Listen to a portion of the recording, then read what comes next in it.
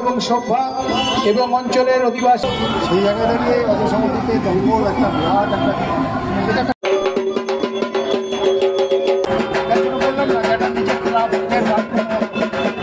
একটা কলকাতার দুর্গাপুজো মানে বেশ কয়েকটি জোনে কিন্তু ভাগ করা। তার মধ্যে একটা খ্যাতনামা জোন হচ্ছে হরিদেবপুর জোন। হরিদেবপুর জোনে একটা বিখ্যাত পুজো, সেটি হচ্ছে অজয় সংহতি। অজয় সংহতির কথা আমরা কম বেশি প্রত্যেকেই জানি। অজয় সংহতি দুর্গাপুজো আমি প্রতি বছর দেখতে আসি, আর এবছর আজকে তাদের খুঁটি পুজোর মাধ্যমে শারদ যাত্রার শুভ সূচনা হতে চলেছে। কিভাবে সেজে উঠেছে তাদের খুঁটি পুজো, কি চমক থাকছে এবছরের অজয় সংহতিতে, সবটা জানাবো, সবটা ঘুরে দেখাবো। তার জন্য অবশ্যই পুরো ভিডিওটা দেখতে হবে। ঘড়ির কাটা এখন প্রায় 7টা বেজে গেছে, আর এই মুহূর্তে আমরা চলে এসেছি একেবারে হরিদেবপুর অজয় সংহতির পুজো প্রাঙ্গণে। আজ তাদের খুঁটি পুজোর মাধ্যমে এই বছরের যে শারদ যাত্রার শুভ সূচনা। দারুণভাবে কিন্তু সেজে উঠেছে, দেখতে পাচ্ছ অজয় সংহতির পুজো প্রাঙ্গণ।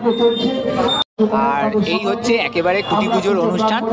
দারুণ লাগছে, কিন্তু দারুণভাবে সেজে উঠেছে খুঁটি পুজোর অনুষ্ঠান। চলো ভেতরে যাই, ভেতরে গিয়ে তোমাদের বেশ কিছু দৃশ্য ঘুরে দেখাই। ইতিমধ্যেই যে পুজোর কাজ তা শুরু হয়ে গেছে, আর এই পুজোর মাধ্যমে তাদের যে এবছরের শারদীয়া দুর্গোৎসবের শুভ সূচনা হতে চলেছে।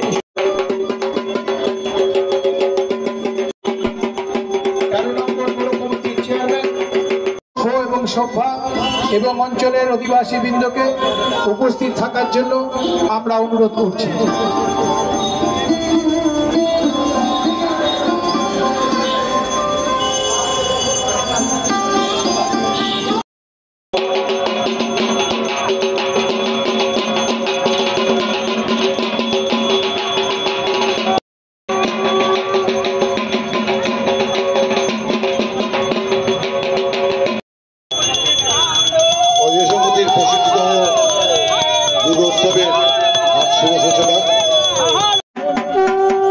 মঞ্চে এসে উপস্থিত হয়েছেন আমাদের 65তম শারদোৎসবের যিনি মূল ভাবনা পরিকল্পনা রূপায়ণে রয়েছেন, সেই আমাদের বহু পরিচিত শ্রী অমর সরকার মহাশয়।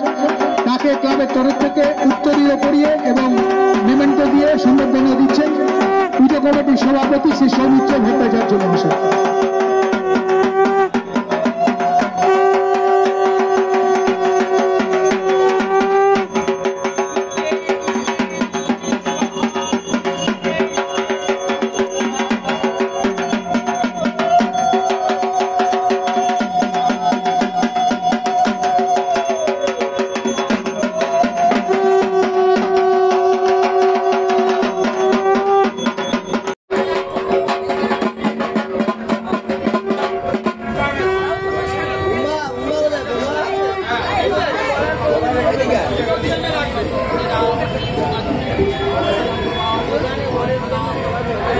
আমাদের দায়িত্বে পুরোটাই আছেন, তো ব্যাপারটা একটু যদি সংক্ষেপে যদি একটু বলেন কি হতে চলেছে, দর্শনার্থীরা কি দেখতে পাবে? দর্শনার্থীরা কী দেখতে পাবে এই মুহূর্তে এখনও বলা যাবে না। কারণ হচ্ছে যে দিনটা এখন অ্যানাউন্স হয়নি, নির্দিষ্ট সময়। তবু একটা বলতে পারি যে সেটা হচ্ছে যে ওই একটু আগে বললাম যে ভালো পুজো আশা করছি, সবাই পুজো হবে। আসলে ক্লাবের প্রত্যেকের একটা বলবো যেমন প্রত্যেকের একটা আবেগ আছে, আবেগটা এখানে আছে। প্রত্যেকটা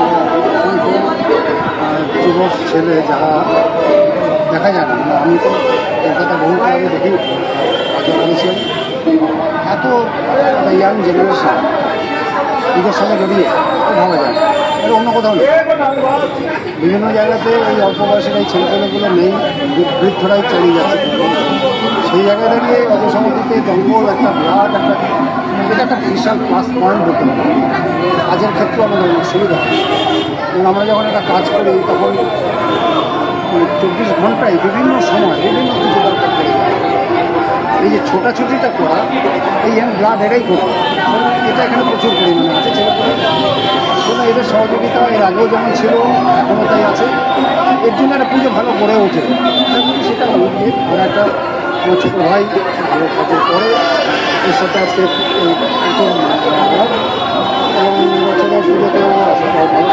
এবং সব মিলিয়ে এটা ভালো হবে, এটুকু বলতে পারি। আপনার একটা ছোটো প্রশ্ন বলছি, আপনি দুর্গাপূজার সাথে অনেক বছর ধরেছেন, আপনি অনেক কিছু অনুষ্ঠান প্রথম অনেক কিছু দেখেছেন, তো আজকে আজকে দাঁড়িয়ে কোনো চেঞ্জেস নোটিস করতে পারেন না আগের পুজোর এখনকার পুজোর মধ্যে? সেটা কিছুটা যেমন বলতে পারি, সেটা হচ্ছে যে আমি যখন যে সময় পুজো করেছি, মানে আমাকে থিম পূজার পাইওনিয়ার বলা হয়। আমি যখন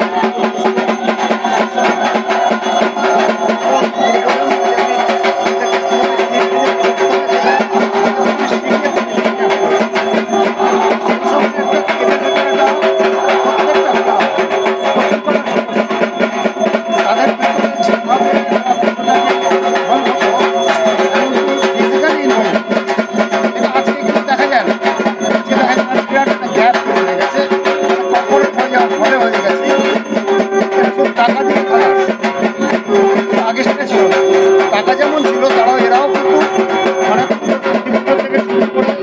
প্রত্যেকটা কাজের মধ্যে সাংঘাতিক থাকতে বলে আমাদেরও ভালো লাগতো, মিলেমিশে একাকার হয়ে যেত। তাই জন্য বললাম না যেটা নিজের ক্লাব এটা কিন্তু এখন পাওয়া যায় না, সবাই প্রফেশনাল আসছি, বলা দিচ্ছে, কাজ করছি, এইটা একটা বিরাট ভালো পুজোর ক্ষেত্রে টাকা প্রচুর টাকা আছে, ক্লাবের দেখা যাক কোটি কোটি টাকা আছে, টাকা তাদের বাজেটের কোনো লিমিটেশন টাকা হলে কিন্তু আমার পুজোটা হয়, পুজোটা সবাইকে যেমন পাবলিক তারা যেমন আছে, অঞ্চলের নাগরিকরা আছে, ক্লাবের সমস্ত সদস্যরা আছে, প্রত্যেককে নিয়েই কিন্তু একটা ভালো পুজো। আর সেই সব পুজোতে গিয়ে দেখা যাবে সেখানে কিন্তু কাউকে ইনভলভমেন্ট নেই, সে পাড়ার লোকজন বা ইত্যাদি, তাতে টাকা আছে প্রচুর, টাকা দিয়ে সব এই যে ছেলেরা কন্ট্রোল করছে সব কিছু, ওরা টাকা দিয়ে লোক রেখে দেবে কন্ট্রোল করা, ঠিক আছে? এমনকি জাজমেন্ট করবে, তাদেরকে বোঝানো থেকে শুরু করে একদম সব কিছু একদম প্যাকেজ সিস্টেম হয়ে গেছে। এইটাই একটা খারাপ জিনিস, হ্যাঁ, এটা চলতে থাকলে পরবর্তীকালে এটা দেখতে পাচ্ছি। আর একটা বৈষম্য আছে, বৈষম্যটা কীরকম? যেমন ধরুন আগে ছিল কি, আগে একটা সারা কলকাতার সমস্ত বাজেটের আর ক্ষমতার একটা মোটামুটি একটা লেভেল ছিল, সামান্য ওটা বসা ছিল। কিন্তু এখন দেখা যাচ্ছে কোনো কোনো পুজো আকাশের দিকে মানে ধরুন কোথায় চলে গেছে তারা, আনলিমিটেড বাজেট, ঠিক আছে? আবার কোনো পুজো 10-20 লাখ টাকা তোলার জন্য তারা কালঘাম চলে যাচ্ছে, করতে পারছে না, তারা ধার দেনা জমে যাচ্ছে। তা এই যে বিরাট ব্যবস্থা যেটা হয়ে গেছে, এটাও কিন্তু পুজোর পক্ষে ক্ষতি করে। একটু তোমার কাছে আসি দাদা, এই বছরে প্রতিমা দায়িত্বে তুমি আছো, তো প্রতিমার ব্যাপারটা যদি একটু বলো, মানে কেরম হতে চলেছে?